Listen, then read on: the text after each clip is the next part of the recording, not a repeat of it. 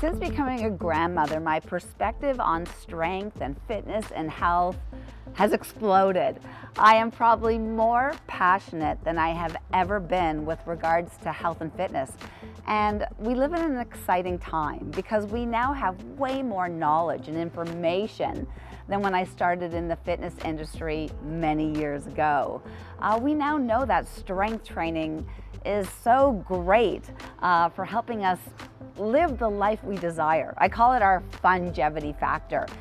When you strength train, when you exercise, when you take care of your health, you're able to say yes to more fun things. How I stay motivated and how I get others to get motivated about fitness is we actually think about a time in our life when we weren't feeling our best. And you may not be feeling your best right now. And when you're not feeling your best, all you think about is getting better. You wish for better health. But when you have your health, you can wish for anything. So that motivates me. Many of you may know that I've had both my hips replaced, and I never wanted to not be able to do what I wanted to do, get up and move. So every day I think about the times where I wasn't able to do what I wanted, move how I wanted, and that inspires me every single day. That I get the chance to move my body, that I get the chance to improve on my health and make a difference to my future life. After I had my hip replacement, I was actually shocked. I thought, oh, this is going to be no problem. I enjoy working out. But rehabilitation and working out are two very different things. When you're rehabbing, you are much more uncomfortable than I think any workout could be. So I was surprised that it wasn't as easy. But again, when I had that injury, when I was recovering from my hip surgeries, I was surprised at how the little basic movements, the basic exercises that they give you make a huge difference. Something as basic as doing calf raises while you're standing by your counter, realizing that the increase of blood flow and circulation is the basis to good health. So if anything I learned while I was rehabbing is that it's not as comfortable, but by doing little movements can lead to big results. How I view aging now is that life is a game. We are in the game of life. So whenever a situation comes up, I think about either that I'm participating in a video game or that I'm on a game show. And how am I going to be successful? How am I going to win? I must admit, I do have a very competitive nature to me. So when things aren't going well, I'm thinking about solutions on how to make it better. How am I going to be happier? And one thing that I found that really helps is saying or being grateful, but saying it out loud, not just thinking, oh, isn't it a great day? Or I actually say it, wow, I'm so happy that it's not raining today. Those little tiny things, and I think when your brain hears it, it allows you to be more grateful and more happy for the little things. Being a strong grandmother is the best thing ever. It's probably my most favorite role in life. And I knew I'd enjoy it, but I can't believe how much I love it. And when you're strong as a grandmother, you feel confident. You're not afraid to look after these little ones because they are fast. They are like having weights attached to your body. They love it when you get down on the floor to play with them. So I feel that fitness made a direct influence on how much I enjoy my grandchildren. That again, I'm not sitting on the sidelines and watching. I am in the game of life. I am there playing with them, enjoying them. And I bet I get more out of that experience than they do. So being fit, being strong is imperative to having more fun as a grandmother. As a grandmother, I was so surprised at how many non-healthy treats were coming into my home. And for some reason, we relate love with have a cookie. And it was so against what I was like, why am I feeding these people that I love cookie treats.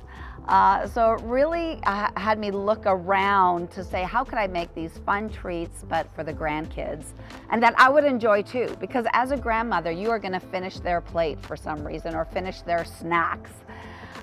So it really made me look at the type of snacks and food. And so when I'm preparing treats for my grandchildren, it's like I'm preparing treats for myself. Would I finish what's on their plate? So I'm making things like frozen yogurt drops, where you just take plain yogurt, blend in some berries, put them into nice dot shapes on a baking sheet, and it tastes like little ice cream drops. I'm making healthier muffins, using banana as sweetener rather than sugar. So again, think about it. If you are health conscious, would you finish your grandchildren's plate? Do you want to eat the same treats they're eating? And I've discovered there's a whole great world out there of satisfying those little ones. And often it's just adding a chocolate chip or two to the treat as well. I'm really surprised how much my diet has had to change the older I get. I'm now 61, and yeah, you do have to watch your sugars more. Things that I got away with in my 20s and 30s, I can't seem to get away with in my 50s and 60s.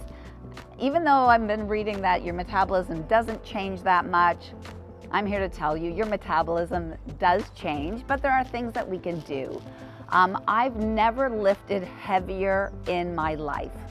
And many of us are now implementing more and more the importance of strength training.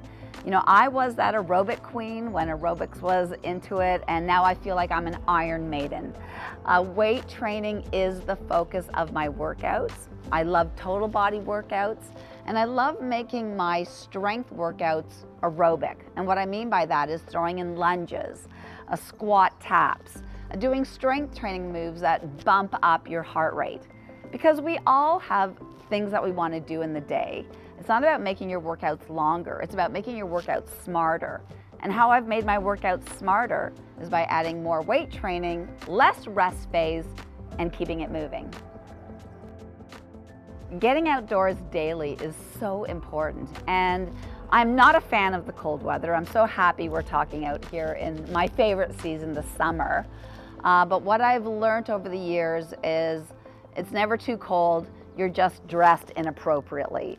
So I made a big change in my winter gear and in my winter attitude, because I think it's really important that we do get walking in every single day and walking outdoors. It's so good for our mental health to get that fresh air, to help relieve the stress, to help lubricate the joints. I think walking was sort of put on the side burner for many years, but we are now realizing, especially with our fitness trackers, that getting those 8,000 to 10,000 steps is mandatory, and getting them done outdoors. So have the appropriate gear, because it's not always a bright, sunshiny day, and you never regret getting out there. So get the right gear, and you'll make it work. How I keep my fitness program enjoyable or motivated is really through music. I really like to exercise with a beat, on tempo. Group fitness does have my heart, and I bring that into all my workouts. So the music goes on, I choose appropriate music and exercise to that beat. And there's actually studies that have been done. If you use a faster beat music, you will move faster. So if you want to work harder, increase that tempo. Maybe you need to chill a bit and focus a little bit more, whether it's strength training, whether it's stretching, go for a slower beat music. But that's one thing that I would recommend. It's actually the first thing I do with any of my workouts, and I keep my workout music up to date.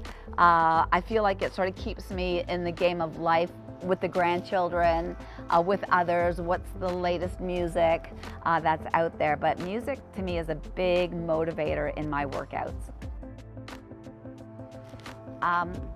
I have friends that are super fit, and I have friends that haven't embraced fitness.